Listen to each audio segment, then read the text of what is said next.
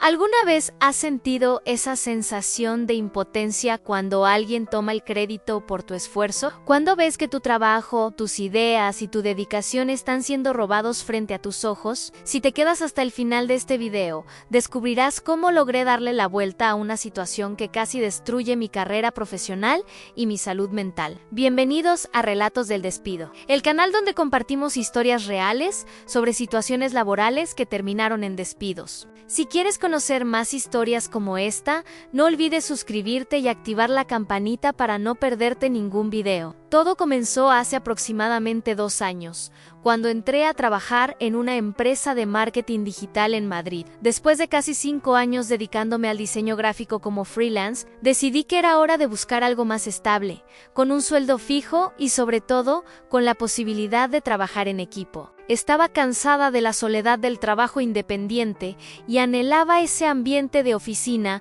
que tanto se idealiza en las películas. La empresa se llamaba Innova Digital y a primera vista parecía el lugar perfecto. Oficinas modernas en el centro de Madrid, con esos espacios abiertos llenos de planta, café gratis y una cultura empresarial que, según decían, valoraba la creatividad y el trabajo en equipo. Durante la entrevista, Carmen, la directora de Recursos Humanos, no dejaba de hablar sobre lo importante que era para ellos el talento y cómo buscaban mentes creativas que pudieran aportar ideas frescas. Recuerdo perfectamente mi primer día, llegué media hora antes, nerviosa pero emocionada. Me asignaron un escritorio junto a la ventana, con vistas a la Gran Vía. A mi lado se sentaba Javier, un diseñador que llevaba 3 años en la empresa y que sería mi mentor durante las primeras semanas. Javier tenía unos 35 años, siempre vestía con camisas de colores llamativos y tenía esa actitud de quien lo sabe todo. Desde el primer momento me pareció algo arrogante, pero pensé que tal vez era solo inseguridad mía por ser la nueva. «Mira, Ana», me dijo, mientras me mostraba la plataforma que usábamos para gestionar los proyectos, «aquí todo funciona como un reloj. Cada uno tiene sus responsabilidades y mientras cumplas con los plazos, no habrá problema». Luego añadió con una sonrisa que ahora reconozco como falsa, «Anne, y si necesitas cualquier cosa, estoy aquí para ayudarte». Las primeras semanas fueron bastante normales. Me asignaron proyectos pequeños, a diseñar banners para páginas web, algún logo sencillo, editar imágenes para redes sociales. Era trabajo básico, pero entendía que tenían que evaluar mis capacidades antes de confiarme algo más importante. Lo que me llamó la atención fue que Javier siempre estaba pendiente de lo que yo hacía. Se acercaba a mi escritorio varias veces al día con excusas como «¿necesitas ayuda?» o «solo quiero ver cómo vas», pero realmente sentía que estaba fiscalizando mi trabajo. Un mes después de mi llegada,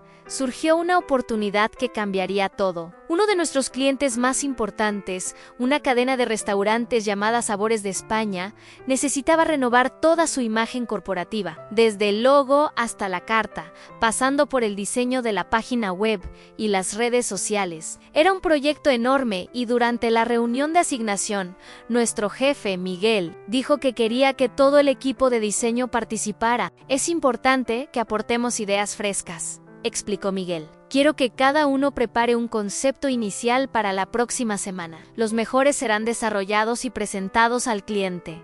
Recuerdo la emoción que sentí en ese momento. Era mi oportunidad de demostrar lo que valía realmente. Durante el fin de semana, no hice otra cosa que trabajar en mi propuesta. Investigué la historia de la cadena, analicé su público objetivo, estudié las tendencias en el sector de la restauración.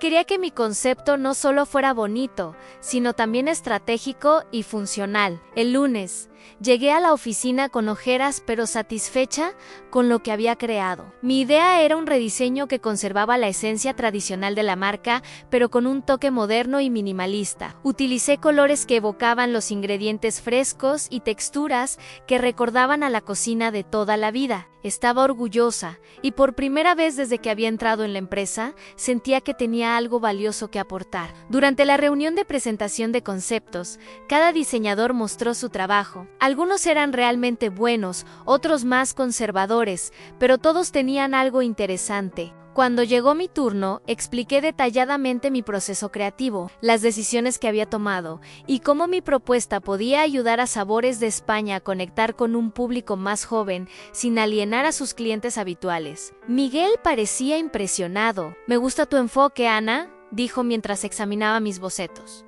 «Es arriesgado, pero tiene sentido. Trabajemos más en esto». Javier, a mi lado, mantenía una sonrisa tensa. Su propuesta había sido una de las más conservadoras y claramente no había causado el mismo impacto. Los días siguientes fueron intensos. Miguel me pidió que desarrollara más mi concepto, añadiendo aplicaciones específicas como tarjetas de visita, uniformes, packaging. Me quedaba hasta tarde en la oficina. A veces era la última en irme. Estaba entusiasmada y por primera vez desde que había dejado el freelance, sentía que estaba haciendo algo que realmente importaba. Javier, mientras tanto, había cambiado su actitud hacia mí. Ya no se acercaba tanto a mi escritorio, pero lo pillaba mirándome de reojo constantemente. A veces, cuando yo iba al baño o a la cocina, lo veía inclinado sobre mi ordenador. Aunque siempre tenía alguna excusa preparada, solo buscaba un archivo que compartimos, o quería ver si habías avanzado con el proyecto de Sabores. Una semana antes de la presentación final al cliente, Miguel organizó una reunión interna para que todo el equipo viera cómo iba el proyecto. Yo estaba nerviosa, pero segura de mi trabajo. Había pulido cada detalle y estaba convencida de que al cliente le encantaría. La reunión estaba programada para las 10 de la mañana. Llegué temprano, como siempre, y preparé mi presentación en la sala de reuniones. Poco a poco fueron llegando todos a los diseñadores, el equipo de marketing, incluso Carmen de Recursos Humanos, pero faltaba alguien importante en Javier. ¿Alguien sabe dónde está Javier?, preguntó Miguel mientras miraba su reloj. A nadie sabía nada. Le llamaron al móvil, pero no contestaba. Finalmente, Miguel decidió comenzar sin él. «Bueno, Ana, muéstranos en qué has estado trabajando estas semanas», me dijo con una sonrisa alentadora. Estaba a punto de empezar cuando la puerta se abrió de golpe. Era Javier, con cara de haber corrido una maratón. «Perdón por el retraso», dijo mientras se sentaba. «El metro iba fatal». Miguel asintió y me hizo un gesto para que continuara. Empecé a explicar mi concepto, mostrando las diferentes aplicaciones y explicando las decisiones de diseño. Todo iba bien hasta que llegué a la parte del rediseño del logo. Este enfoque minimalista, expliqué, nos permite mantener la esencia de la marca, pero actualizándola para... Perdona, Ana, me interrumpió Javier, pero... creo que hay un problema con lo que estás presentando». Todos en la sala se giraron hacia él. Yo me quedé congelada, con el ratón en la mano y la boca medio abierta. «¿Qué problema?», preguntó Miguel, visiblemente molesto por la interrupción. Javier se aclaró la garganta y con una confianza que me dejó helada, dijo: «Bueno, es que lo que Ana está presentando es muy similar a una propuesta en la que yo he estado trabajando durante semanas. De hecho, le compartí algunos bocetos hace unos días para que me diera su opinión». El silencio que siguió fue uno de los momentos más incómodos de mi vida. Sentí como todas las miradas iban de Javier a mí, esperando mi reacción. «Eso no es cierto», logré decir finalmente, con la voz temblorosa por la indignación. «Este concepto es completamente mío. He estado trabajando en él desde que Miguel nos lo asignó». Javier mantuvo su expresión serena. «Quizás ha sido un malentendido, pero tengo evidencias de que llevo semanas con esta idea». Entonces sacó su tablet y mostró unos bocetos que, efectivamente, se parecían bastante a mi propuesta. La diferencia era que sus archivos tenían fechas de creación anteriores a los míos.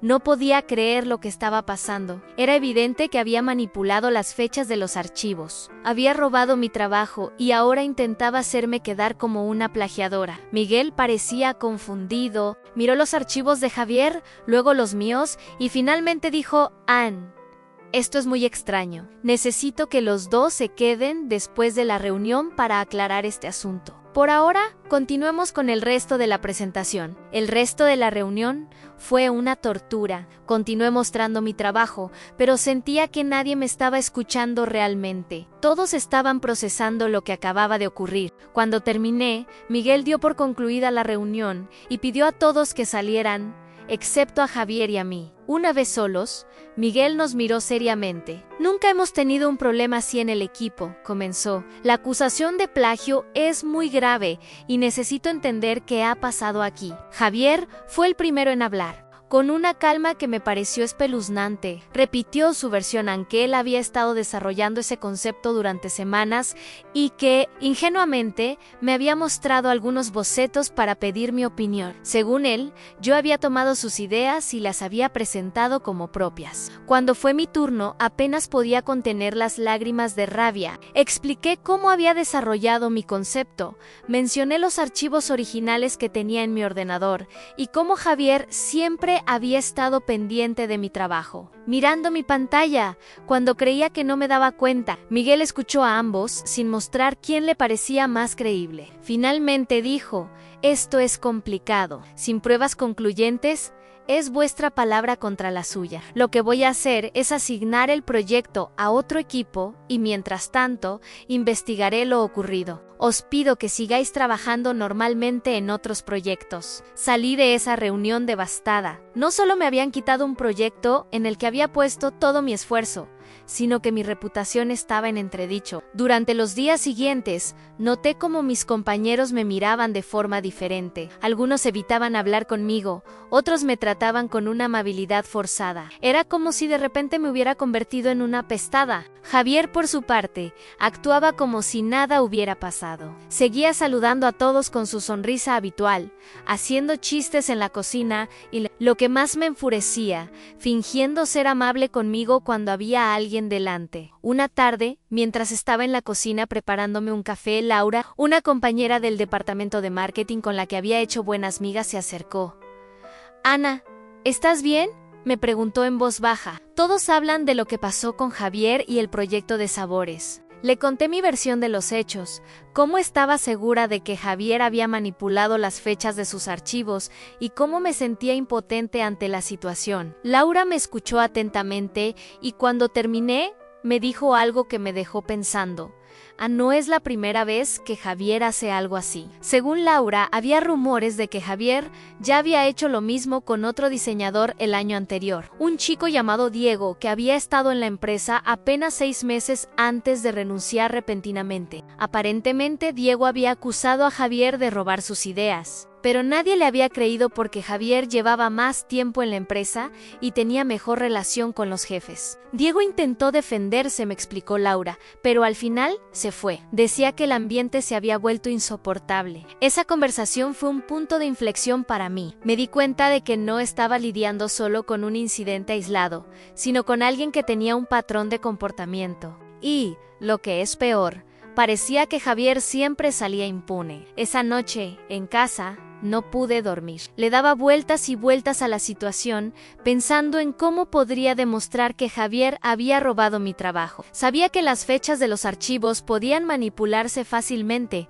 así que eso no serviría como prueba. Necesitaba algo más contundente. Y entonces recordé algo, el historial de versiones de la plataforma que usábamos para compartir archivos en la empresa. Cada vez que subías un archivo o hacías modificaciones, quedaba registrado con fecha y hora exactas. Además, el sistema hacía copias de seguridad automáticas que no se podían modificar. A la mañana siguiente, llegué a la oficina decidida a investigar. Esperé a que Javier saliera a su habitual pausa para fumar y me metí en el sistema. Efectivamente, allí estaba todo el historial de archivos relacionados con el proyecto de sabores de España, y lo que vi confirmó mis sospechas a los archivos originales que yo había subido semanas atrás. Y después, varios archivos casi idénticos subidos por Javier, pero con fechas manipuladas en los metadatos para que parecieran anteriores a, pero necesitaba más. Si iba a acusar formalmente a Javier, quería tener pruebas irrefutables. Así que durante las siguientes 2 semanas,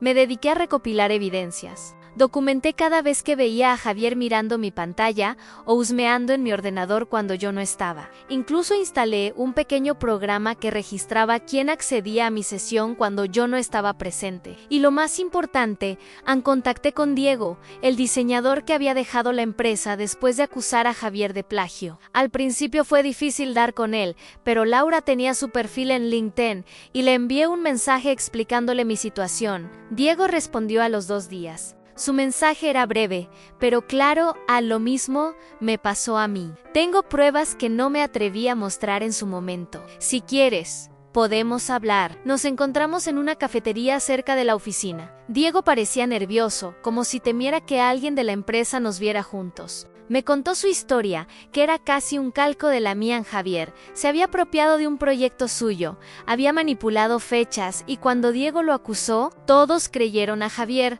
porque llevaba más tiempo en la empresa y tenía mejor relación con la dirección.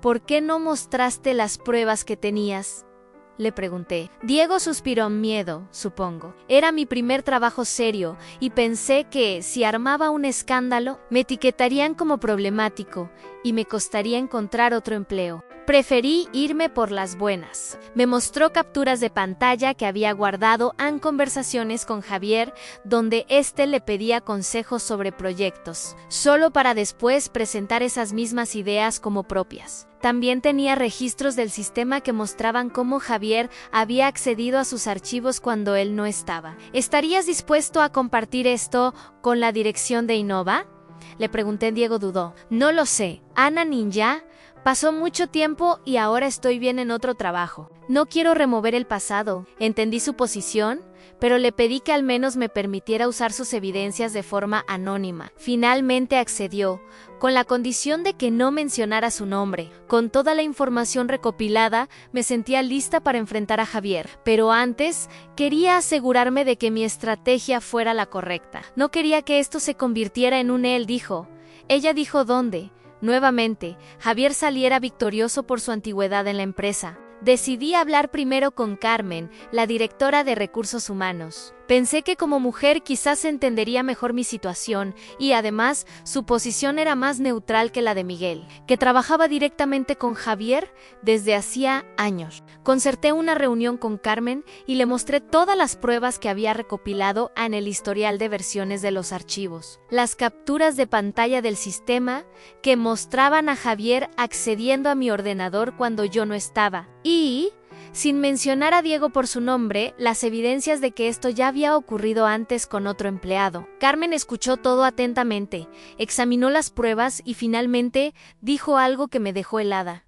Esto es grave, Ana, pero antes de tomar cualquier acción, necesito consultarlo con la dirección. Salí de esa reunión con sentimientos encontrados. Por un lado, sentía que por fin alguien me estaba tomando en serio. Por otro, temía que consultar con la dirección significara hablar con Miguel, quien claramente tenía una buena relación con Javier. Los días siguientes fueron de una tensión insoportable. Carmen no me daba ninguna respuesta, y Javier seguía comportándose como si nada hubiera pasado. Incluso tuvo el descaro de pedirme ayuda con un proyecto, como si fuéramos los mejores compañeros del mundo. Finalmente, una semana después de mi reunión con Carmen, recibí un correo de ella. Ana, necesito verte en mi oficina a las 9 de la mañana. Mañana es importante. Esa noche apenas dormí, imaginando todos los escenarios posibles. ¿Me despedirían por causar problemas? ¿Me dirían que no tenían pruebas suficientes para actuar contra Javier? ¿O quizás por fin se haría justicia? A la mañana siguiente, llegué a la oficina media hora antes. Quería estar preparada y serena para la reunión. Cuando entré en la oficina de Carmen, me sorprendió ver que no estaba sola. Miguel estaba allí, junto con un hombre que no conocía, vestido con traje. Ana, te presento a Roberto García, director general de Innova Digital, dijo Carmen. Roberto me tendió la mano. Ana, hemos revisado detalladamente las pruebas que presentaste y hemos hecho nuestra propia investigación interna. Lo que has descubierto es extremadamente serio. Miguel, que hasta ahora había permanecido en silencio, añadió, hemos verificado tus acusaciones y lamentablemente son ciertas. Javier no solo se apropió de tu trabajo, sino que ha estado haciendo lo mismo con otros compañeros durante años. Sentí una mezcla de alivio y bendición. Por fin me creían, por fin se hacía justicia. Roberto continuó. Queremos agradecerte tu valentía al traer esto a nuestra atención. No es fácil enfrentarse a situaciones así, especialmente siendo relativamente nueva en la empresa. ¿Qué va a pasar ahora?, pregunté, aún cautelosa. Javier será despedido inmediatamente, respondió Roberto sin dudar. Su comportamiento va en contra de todos los valores de esta empresa. No toleramos el plagio ni la deshonestidad. No podía creer lo que estaba escuchando. Después de semanas de angustia, de sentirme cuestionada y aislada, por fin alguien tomaba medida. Además, añadió Miguel, queremos que sepas que el proyecto de Sabores de España volverá a ti. Tu concepto original era excelente y queremos que lo presentes al cliente la próxima semana.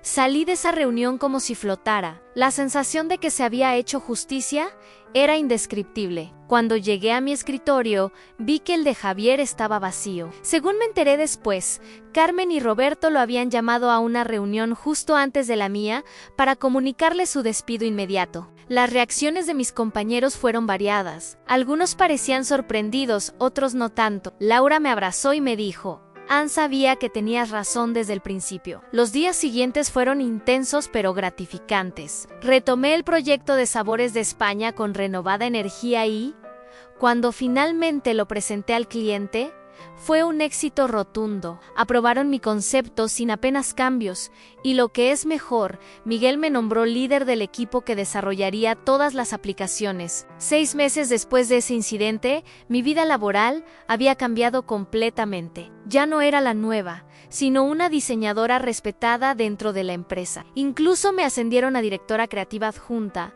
un puesto que irónicamente Javier había estado persiguiendo durante años. En cuanto a Javier, supe por contactos comunes que tuvo dificultades para encontrar otro trabajo en el sector. Aparentemente, la noticia de su despido por plagio se había extendido en el pequeño mundo del diseño en Madrid. Eventualmente, según me contaron, tuvo que mudarse a otra ciudad para empezar de cero. Esta experiencia me enseñó varias lecciones importantes.